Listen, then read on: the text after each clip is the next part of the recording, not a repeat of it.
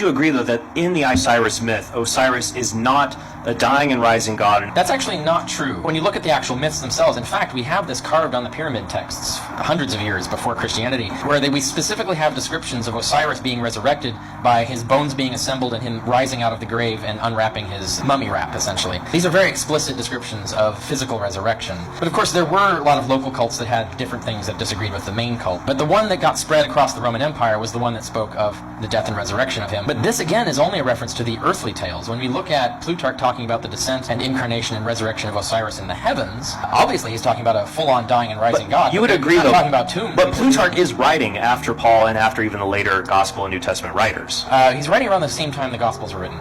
Okay, but he wouldn't have been influencing Paul. No, I wouldn't say he's influencing Paul. He's recording an existing religious belief that could have influenced Paul. I wouldn't even say Paul's the right one, because Paul inherited this idea from previous Christians.